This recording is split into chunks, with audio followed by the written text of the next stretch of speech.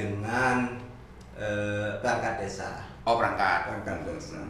Jadi di dalam bunyi pasalnya maupun ayatnya di Pelbub itu,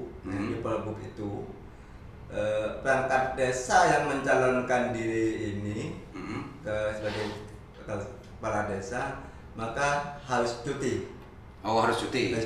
Kira-kira begitu. Kalau dulu harus cuti. Setelah itu cuti ini diajukan permohonannya adalah kepada kepala desa dan tembusan kepada Bupati Bangkalan melalui camat. Dan kira-kira begitu. Dan persyaratan cuti ini harus disahkan pada saat mendaftar. Saat pendaftaran. Ternyata di Perda nomor 1 itu yang saya pernah diubah pada Perda nomor 2 tahun 2020 itu di pasal 29 itu penjelasannya jelas bahwa perangkat desa yang mencalonkan diri sebagai calon kepala desa maka izin cutinya itu adalah diberikan oleh bupati. Izin cutinya diberikan oleh bupati. Sedangkan di Pelbub itu cuti sebagaimana dimaksud, kan kira-kira begitu. Cuti sebagaimana dimaksud itu diserahkan pada saat mendaftar. Pada saat pendaftaran. Tetapi juga di bunyinya di atasnya bahwa cuti itu diberikan pada saat mendaftar. Nah, logikanya adalah bupati itu seharusnya kan memberikan cuti itu sebelum mendaftar.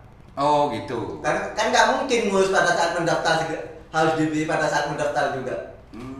Oh itu ya, artinya kalimat itu justru menjadi iskal gitu ya. Nah, menjadi iskal. Pertanyaannya sekarang adalah karena cuti itu harus diberikan oleh bupati, bagaimana seandainya bupati tidak memberikan izin pada saat mendaftar? Tidak memberikan izin pada saat mendaftar. Di Kolmin sama Polda saya tidak menemukan satu kalimat yang mengatur tentang hari tentang jam kerja. Panitia? Tentang panitia. Ini yang ngatur masalah panitia? Setahu saya kalau hal-hal begitu itu dulu saya juga pernah menjadi panitia kepala desa di tingkat desa, tapi bukan pada proses yang tahap pertama, tapi yang tidak serentak sebelumnya.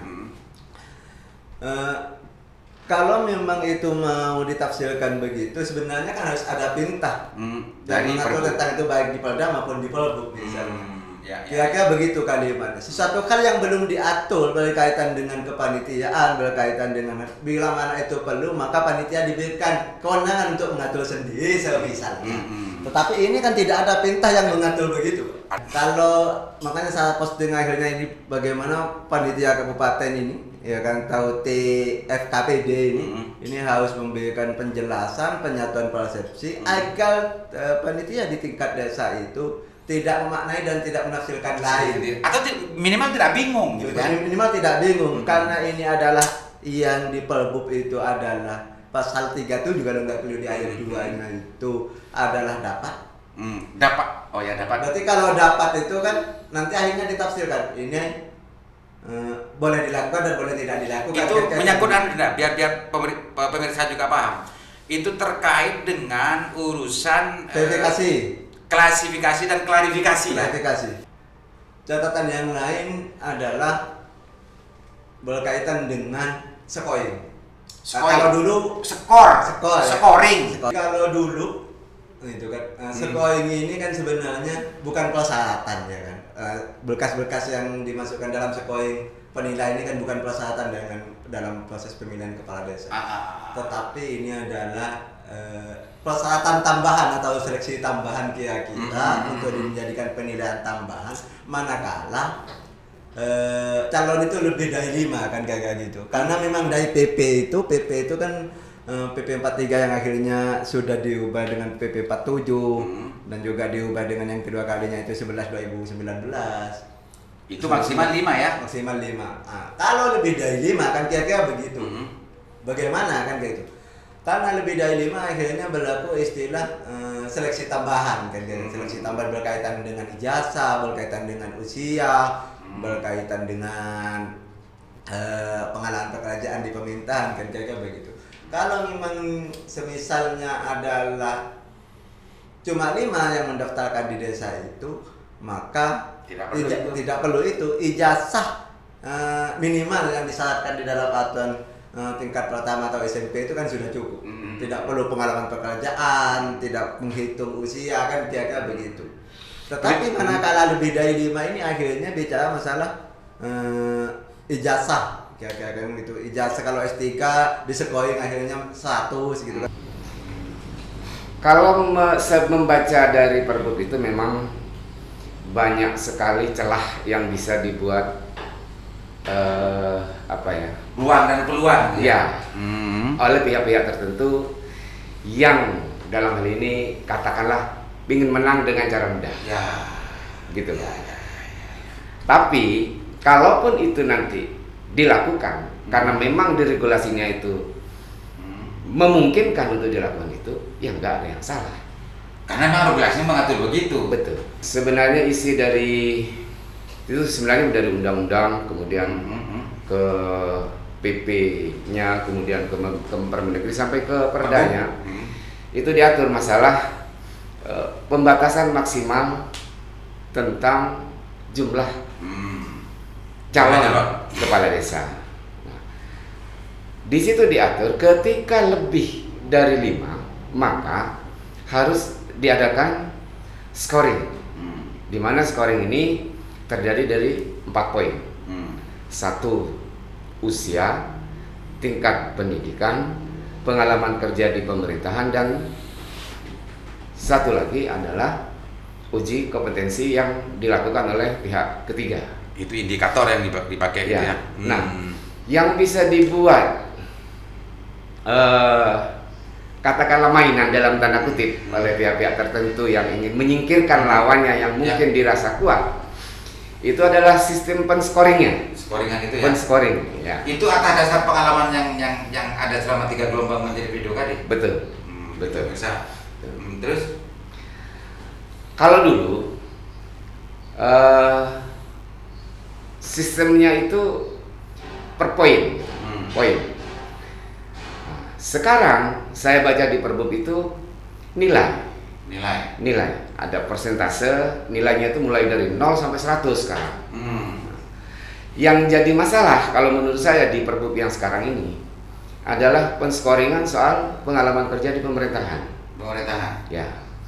Di mana di sini hanya mengatur pemerintah desa. Dalam hal ini mantan kepala desa yang mau calon kembali, maka skornya itu 100. Langsung 100. Ya. Sedang tanpa memperhitungkan masa kerjanya. Yang penting pernah menjadi kepala desa atau kepala desa hasil PAW itu sama. Sama gitu. Nah, kemudian untuk di bawahnya itu nilainya itu tertinggi kedua adalah Sekdes dan BPD. BPD. Sekdes dan BPD. Kemudian para kaur. Ya. Kemudian di bawahnya lagi adalah mereka yang pernah bekerja di lembaga pemerintahan selain pemerintahan desa itu nilainya terendah. Berapa itu? Jadi kalau misalnya begini, contohnya begini. Kalau misalnya ada seorang kepala dinas pensiun, sekian tahun mengabdi, itu nilainya kalah sama seorang kaur. Ya, jangan dengan kepala desa. Pengalaman di pilkada sebelumnya, panitia desa ini jangan dianggap orang desa itu nggak ngerti apa-apa. Mereka malah sangat-sangat pintar, bahkan melebihi dari kita yang katanya ada di kota ini gitu. Mencari celahnya. Betul. Sebenarnya itu kan turunan dari atasnya itu. Dari atas itu sampai di Perdanya itu kata-katanya masih selanjutnya panitia melakukan klarifikasi dan seterusnya gitu. Nah, di Perbupnya tiba-tiba muncul ada kata dapat melakukan klarifikasi. Seandainya kata dapat nggak usah dimunculkan, itu sudah merupakan keharusan gitu loh. Tanpa ada kata harus sudah harus. Nah, ini juga yang menjadi persoalan. TFPKD itu beberapa hari yang lalu sudah coba untuk mendalami dan mengkaji Perbub ya, termasuk regulasi di atasnya, dan ada beberapa hal yang memang harus kita perjelas ya, dalam bentuk surat edaran Bupati tentang petunjuk teknis pelaksanaan Perbub itu, dan itu sudah kita konsep, sudah tinggal diajukan ke Pak Bupati. Oh Mas, itu responnya ya? Ya. Respon dari TP2KD apa dari TFPKD? TFPKD, Referensi dan Klarifikasi. Ya, memang di Perbub itu apa ya? Ada dapat. Klarifikasi itu dapat dilakukan. Nah, tapi di sebelum kata dapat di Perbub itu sudah ada penegasan bahwa berkas persyaratan calon itu harus dilakukan penelitian untuk mengetahui kelengkapan dan keabsahannya. Dan keabsahannya? Iya, dan keabsahannya itu sebelum kata dapat klarifikasi. Nah, akhirnya waktu kita rapat di internal P2KD, lah justru klarifikasi itu dalam rangka untuk mengetahui keabsahannya. Sehingga verifikasi atau penelitian dan klarifikasi itu menjadi kewajiban panitia. Dan itu kita pertegas. Lah kalau pembatasan maksimal calon itu coba apa filosofinya? Iya kan? Nah, saya heran, kenapa nggak ada yang mempersoalkan ya, biar itu? efektif mungkin filosofinya Pak. Baru dipersoalkan kalau udah berhadapan dengan pembobotan, ya kan? Dengan scoring itu loh. Padahal scoring itu muncul kan ada ketentuan batasan maksimal calon. Iya, Ya kan? Itu pertama. Nah, tentang scoring ya, ini kalau menggunakan ilmunya Mahkamah Konstitusi, scoring itu bentuknya itu kan delegasi ya atau amanah dari PP karena PP membatasi maksimal 5, maka kemudian di dalam PP itu juga diatur kalau calon yang memenuhi persyaratan lebih dari 5 maka dilakukan seleksi tambahan. Nah, seleksi tambahannya itu berupa ABCD gitu ya, jadi men-scoring usia, tingkat pendidikan, pengalaman pemerintahan, dan dapat dilakukan uji kompetensi. Kan begitu, itu amanah PP-nya. Nah, tapi seperti apa model scoringnya, ya, termasuk seperti apa materi-materi uji kompetensinya itu tidak ada. Tidak ada yang ngatur. Tidak ada. Nah, itu kalau menggunakan ilmunya MK itu memberikan otoritas penuh ya kepada Bupati, ya istilahnya itu open legal policy. Jadi open legal policy. Betul. Ya, jadi menjadi kewenangan terbuka Pak Bupati mau mengatur seperti apa scoring itu. Yang penting harus memperhatikan prinsip-prinsip demokrasi. Dengan yang sebelumnya berbeda. Sangat berbeda. Iya. Dan kecenderungannya prinsip-prinsip keadilan itu tidak ada di sekarang. Di sisi mana? Di scoringnya mana? Kalau pemerintah desa gitu, ya, itu langsung 100% kalau amatan kepala desa. Kalau sekdes itu sekian. Ya. Dan orang-orang yang meskipun kepala dinas, kalau mau mencalonkan kepala desa itu terbawa di bawahnya kaur di kepala desa. Ya, itu ada apa namanya? Ada landasan filosofinya itu memunculkan rumusan seperti itu. Saya waktu diundang jadi narasumber juga sempat mempertanyakan apa dasarnya. Nah, ternyata dasarnya itu ya yang akhirnya memunculkan rumusan seperti itu berdasarkan konsultasi katanya ke provinsi termasuk dengan referensi daerah-daerah lain. Nah, alasannya yang disampaikan ke saya, alasannya dan saya terima alasan itu. Alasannya karena ini untuk memilih kepala desa. Ya. Karena ini untuk memilih kepala desa, maka sangat masuk akal kalau scoring tertingginya itu adalah pengalaman pemerintahan di desa. Karena itu memilih kepala desa yang memenuhi persyaratan. Tapi bisa jadi ada yang belum terpenuhi minimal 2 sehingga harus dilakukan perpanjangan. Atau ada yang mungkin nanti calon yang memenuhi syarat lebih dari 5 sehingga masih harus dilakukan seleksi tambahan. Nah, itu kan akhirnya akan berdampak pada ketidaksamaan pelaksanaan tahapan di masing-masing desa karena case-nya berbeda-beda begitu. Jadi seperti itu sehingga harapan kami tidak ada konflik yang dipicu karena ketidakjelasan pemahaman terhadap aturan. Nah, yang paling penting kami berharap kepada stakeholder di desa ya, baik kepala desa, BPD dan pihak-pihak lain termasuk para kandidat yang mau mencalonkan diri untuk menahan diri pembentukan P2KD itu kewenangan BPD. Ya, jadi pembentukan P2KD itu kewenangan BPD sepenuhnya.